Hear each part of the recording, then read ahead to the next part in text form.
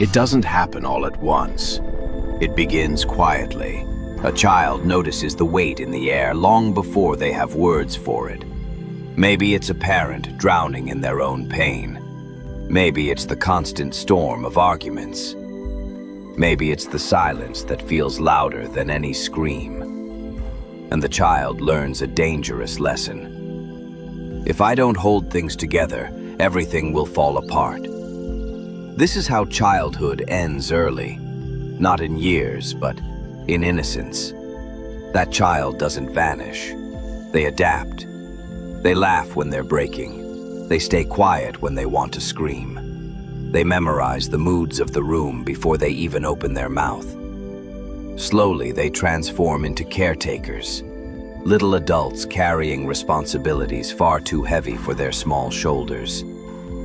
And the world applauds. So wise, so mature, so dependable. But no one asks the question that matters. At what cost? Psychologists have a name for this: parentification. When the roles reverse and the child becomes the protector, the counselor, the emotional anchor. It doesn't just affect behavior, it reshapes the nervous system. They learn to live on alert. They scan for danger in every silence. They equate love with sacrifice. They bury their own needs because other people's storms feel more urgent than their own pain. On the outside, they appear strong. On the inside, they're disappearing. And yet the inner child never truly dies. Buried beneath the polished mask, there's a voice whispering, "Why wasn't I protected? Why did I have to grow up so soon?" This voice follows them into adulthood. It shows up in relationships where they struggle to trust softness.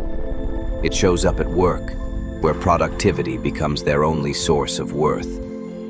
It shows up in restlessness, because stillness feels unsafe and peace feels suspicious. They aren't lazy, they aren't cold. They are simply people who never learned what it feels like to be safe. Why would a child choose this role? They don't. It isn't a choice, it's survival.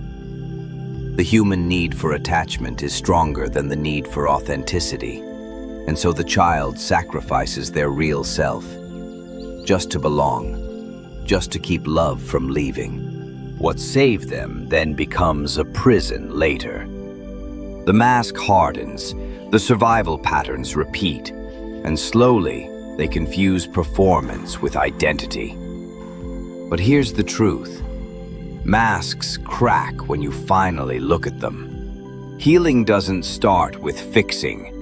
It starts with witnessing, naming what happened, allowing yourself to grieve the childhood you didn't get, refusing to gaslight yourself with thoughts like, "It wasn't that bad," or "I turned out fine," because fine is not freedom. Fine is just survival with makeup on. The adults who grew up too soon often become caretakers of the world. They give endlessly. They apologize for needing anything. They confuse exhaustion with love and numbness with strength. But beneath all of that, what they truly long for is something profoundly simple.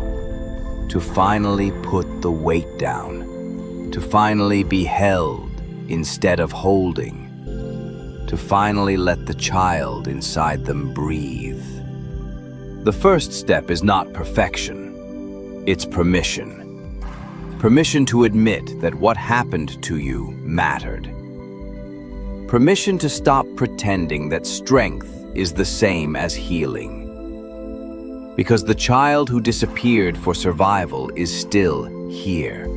And maybe, just maybe, it's time to bring them home.